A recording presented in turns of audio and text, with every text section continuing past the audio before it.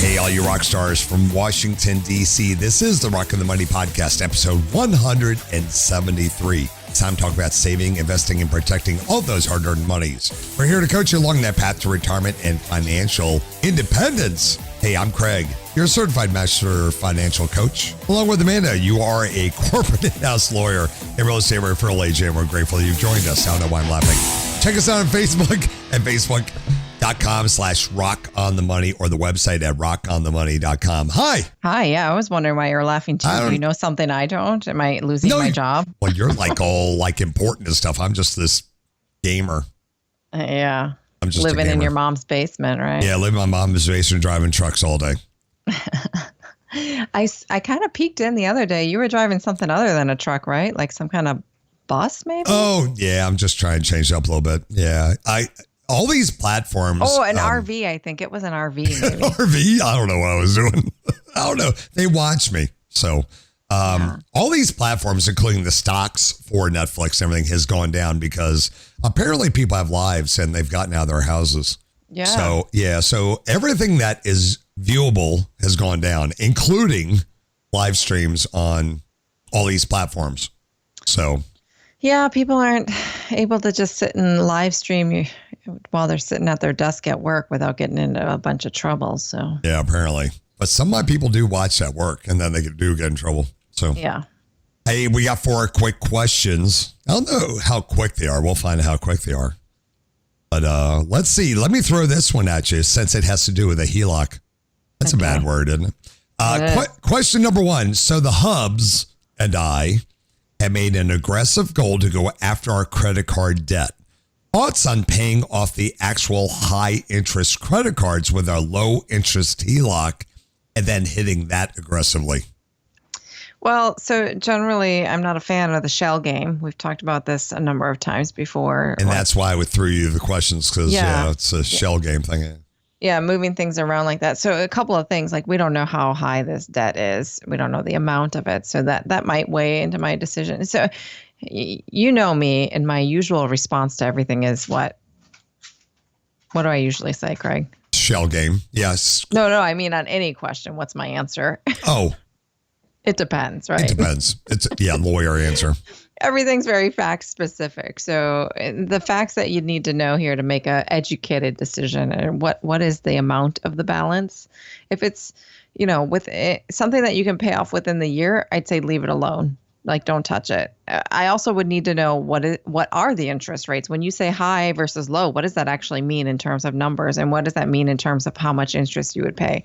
I don't like the shell game because it gives people this false sense of something got paid off. I'd much rather see someone just aggressively attack it and get rid of it and, pay their dues for the mistakes that they made and then move on with their lives. I hate the idea of taking out a loan against the equity in your home in order to pay off your consumer debt. Totally agree. But, depending on the amount of the debt and the difference in interest rates, it might be the way to go if it puts you in a substantially different situation and you're able to pay it off a lot faster. And they are using math probably. Here's my big issue with this is, like you said, it's a shell game. You haven't corrected the actual problem that started this in the first place, that you racked up your credit cards. And so, you moved it. But I also read a lot of comments online of people that have done this before, and they've come out and admitted that they just racked up their credit cards again. Yes, that's very common. Is people are like, oh, hey, my credit cards are paid off. I can charge, just this one thing, just this once. Yeah. And then next week it's like, oh, just one more thing, just this once. And then suddenly you've got a high credit card bill again and a HELOC to pay off. Yeah, because we didn't feel the pain of paying it off. Right, yeah. And I do understand it probably is cheaper. You're saving yourself some money and it is lower rate, especially with high interest rates right now with inflation. But we haven't corrected the actual problem of the psychology of using credit cards. Yeah, and HELOCs, you make a good point. The interest rates aren't that low now. No, we're not saving that. We're saving some, which is how they're justifying it, but no. Now, if you were going to cut up those credit cards and not open up anymore, if you have that discipline, that's a different. Right. I would think that would be a little bit different. But then again, I don't like tying stuff to my house. Yeah, I don't either. But you need to pay off your debt. with the shell game stuff. We get these shell game questions. I know they're trying to justify, and they want us to what? Validate the decision. They want some validity to this, and well, we just want you to pay it off and change the psychology at the same time. Yeah, sometimes you got to swallow your lumps in order to really feel it. Hey, I got another question for you. Sure. Can't seem to get it right, Amanda. The car broke down and was already paid for. And instead of replacing the motor for $5,000, I purchased another car. Now I'm struggling with the note and other bills. I don't know what to do. I'm retired and on fixed income. Suggestions, please. The old car poor situation. Yeah, along with other debt, and they don't have any other income. It's a fixed income situation. Yeah. So now they're backed in a corner. Yeah, what do you think, Craig? Well, we don't have all the details. Right.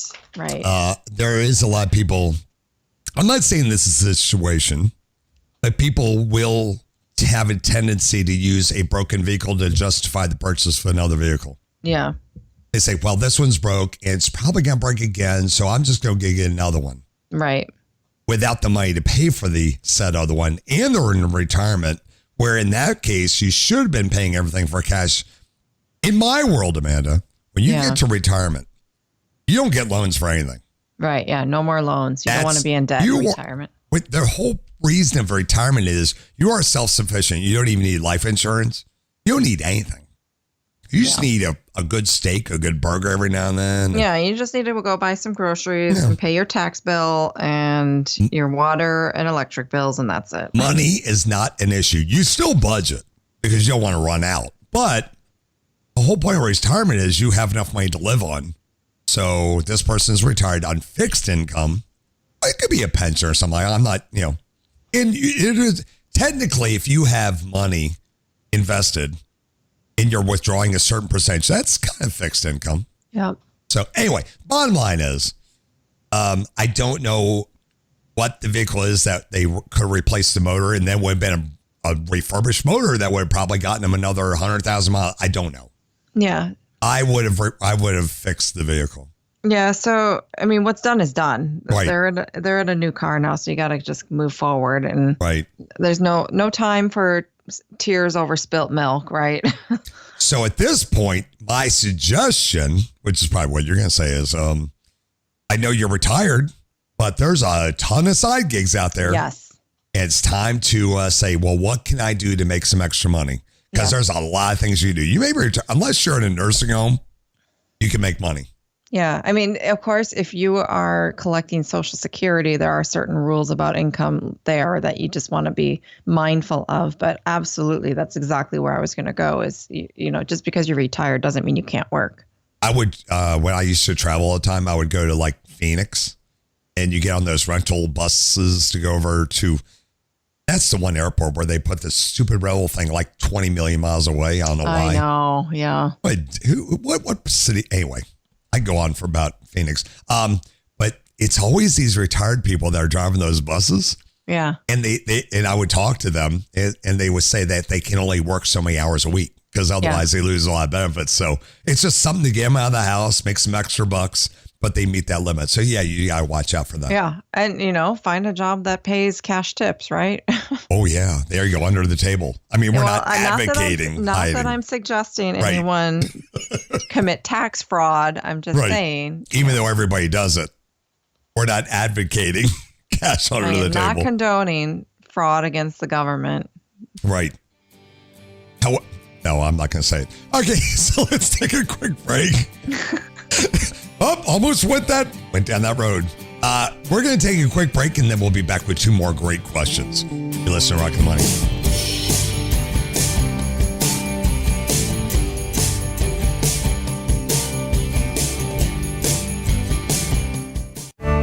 Hey there, rock stars. Amanda here with ChoiceRealtyConnect.com. Are you about to sell your home or excited to buy your first or next home? I'll be honored to help you find an expert to work with you in your local area. At ChoiceRealtyConnect.com, I'll help match you with up to 3 qualified licensed agents that specialize in your specific market. Choice Realty Connect serves every zip code in all 50 states with a network of 15,000 top-rated agents that are ranked within the top 5% for sales. Whether you're selling or looking for a condo, new construction, retreat, vacation property, or you're a first-time home buyer, let me connect you with the perfect top agent today. ChoiceRealtyConnect.com. The choice is yours. Amanda Braun is a Florida licensed real estate with a brokerage Realty Connect. Rockland, USA.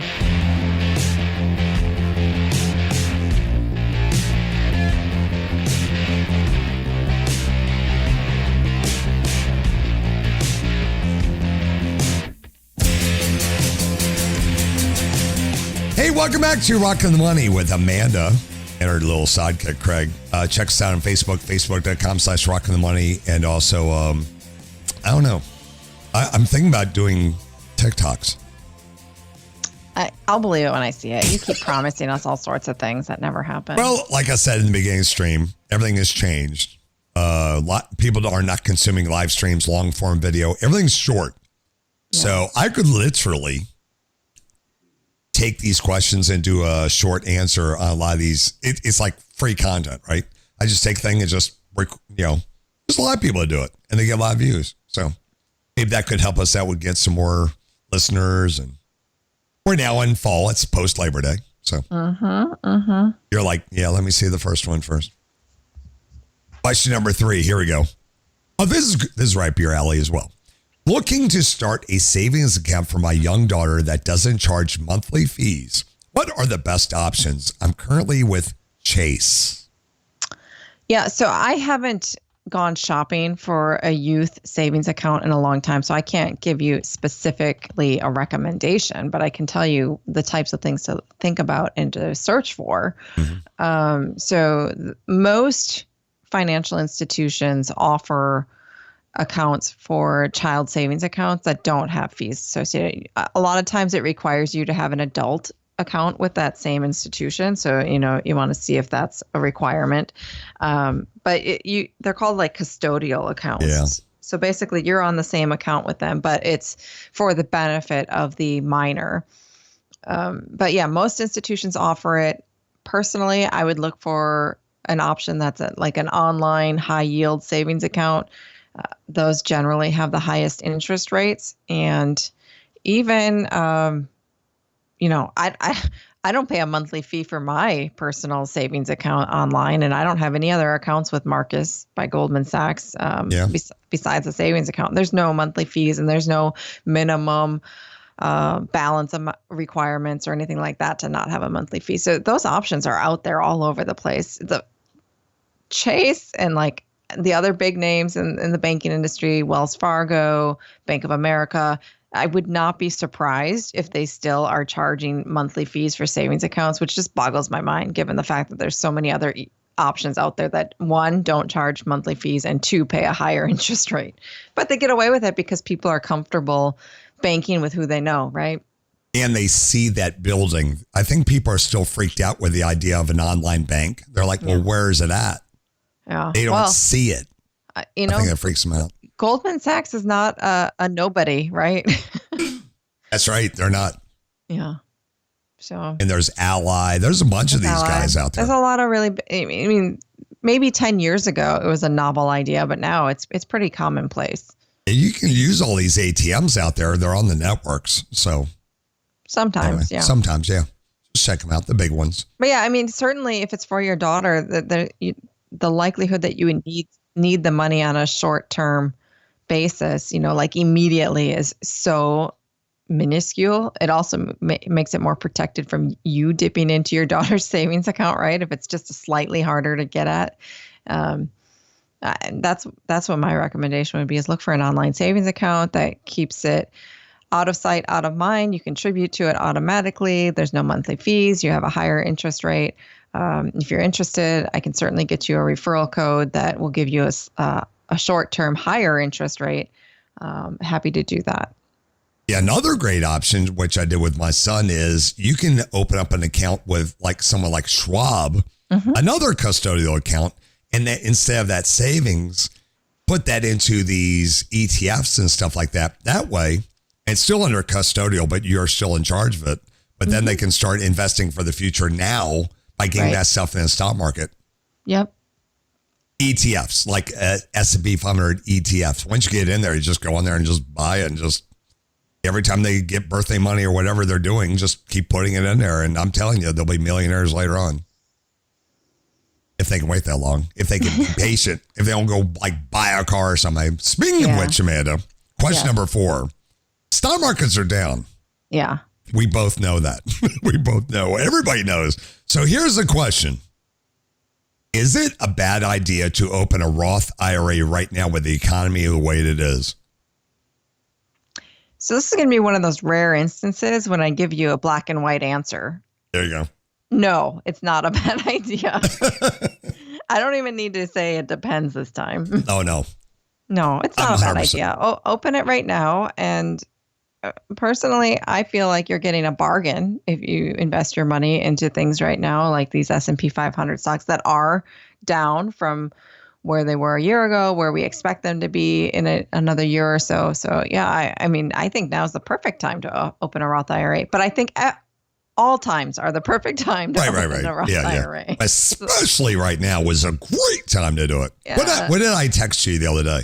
What was I going to do? I've been holding on to cash that I've earned. Yeah. I'm getting ready to send it over Schwab to get into the markets again. Because now would be I'm going to start injecting in blocks, not the whole thing. Because it could keep going down, but I'm buying on sale right now, Amanda.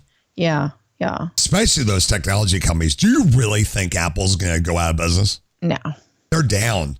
Microsoft's down. I'm like, I'm in, baby. I'm getting into these suckers. They're not going to, they're debt-free companies, Amanda. We don't do stock tips here, by the way, guys. But these companies are the biggest, baddest, and they are debt-free. They got tons of cash, and they're down. And they're in almost every ETF and mutual fund out there. So I'm going to start injecting my money in that I've been holding on to. I did not get out of my other investments, Amanda. This is new money. I want to get in there and put it to work. But I've been kind of waiting a little bit.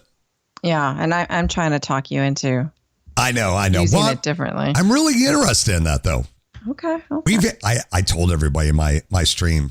Yeah. I showed I got your hopes up and then so guys, so she sends me a picture of this house that she wanted me to go in on with her and her husband, and I was like, wait a minute, what?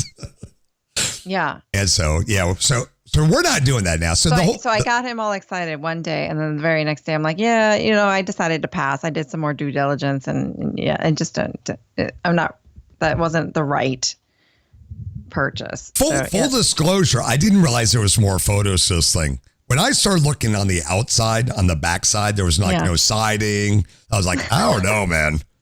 I was like, there's a lot of open exposure here to the whole framework of the whole damn thing. Yeah. I was like, I don't know, man. It's why are they getting rid of it now? Yeah. So you were glad that I pulled it back, huh? I was willing to go in. I figured at least we could break even somehow. Yeah.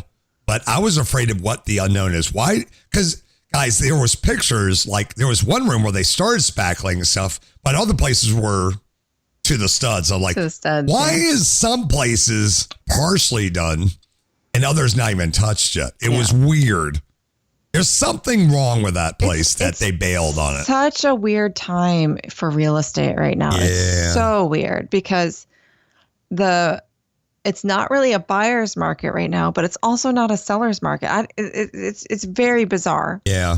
Because it's very uncertain. Buyers are still having a hard time getting properties and things are still getting bid up, but sellers are having to drop prices regularly. There's just it's a very odd situation. I've never seen it like this before. And me being new to it, it scares me a little bit because it's so wacky.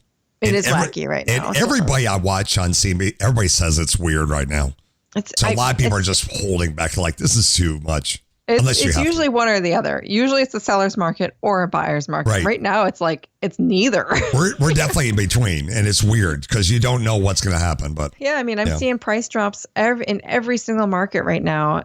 So one of two things happens. Either the property sells within a day and it's bid up crazy, or it sells like 6-8 months and it goes through multiple price drops.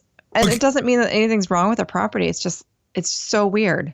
Can we just tell everybody? I want people to think I'm over here rich and stuff. This thing was listed at $39,000. Okay, guys. Yeah. I mean, it cost me more to go buy a nice car. Okay, but it was going to get bid up apparently. Yeah, over probably. 50. Your realtor said Probably over 65. Yeah. Where'd you find the realtor on Choice Realty Connect? She's one that I've used before because it's a market that we are already invested in. Gotcha. Yeah. But Gotcha. yes, that's exactly where we found her originally. And she's amazing. So I trust her word like it's gold. Well, and that helped my decision. I trust you and your husband, and I figured you had a really good realtor. So why would I question that? So yeah, if it was anyone else, no, I wouldn't. She gives very good. Her opinion means a lot to me. So yeah, if she says, hey, I don't think this is a good investment, or hey, I think it's going to go for way higher, and it puts me out of my comfort zone, then I trust her. I mean, I will be curious to see what it actually sells for. I'm going to keep tracking that. You can bet that. We'll have to keep everybody posted. All right, guys. Yeah. So yeah, Amanda's slowly drawing me in. She knows I'm interested in this, so it'd be a good learning experience. But it's so weird because my son, who's 21, and this is amazing. He's also looking to buy a house right now, and he's put in bids on this. He's on his third one right now, and each one of the last two higher bids were accepted, and we're talking like way over asking price. Wow. So yeah, crazy. Waiting on the third one, but we'll see. I mean, what's going to be is going to be, right? Right. Oh, well, we don't know what's going to happen. But just think about that. 21 and looking to buy a house. That's awesome. That's Isn't that awesome. amazing? I love it. I love it. All right, guys. We'll be back again next week. Thank you, Amanda. You can find Amanda on Instagram and Twitter at Agile Amanda. And you can find me on all of your favorite social media platforms at Rockland USA. Don't forget to check out the website and subscribe to the podcast. All the links are right there on the front page, rockonthemoney.com. Please subscribe and leave comments to our podcast on Apple, Google, Spotify, or even your favorite app that you got right there on your phone. Those help us out a lot. If you're ever looking for a specific topic or content that we've produced over time, just go to the website and in the search bar, just type in your topic, be it 401k, stimulus check, or anything, and everything comes right up for you. We have so much gratitude that you've taken the time out of your day to listen to our podcast while you're walking, driving, traveling, or whatever you're doing. Please send us an email. Let us know how you're doing out there. Podcast at rocklandusa.com. So long, everybody. Thank you very much again. We'll see you again next time. America's Rockland USA. All opinions expressed by the host are solely their own and do not reflect the views of any company, affiliates, or advertisers. Investments or strategies mentioned in the show may not be suitable for you. Before acting on any information in the show, you should consider whether it is suitable for your particular circumstances and strongly consider seeking advice from your own financial or investment advisor.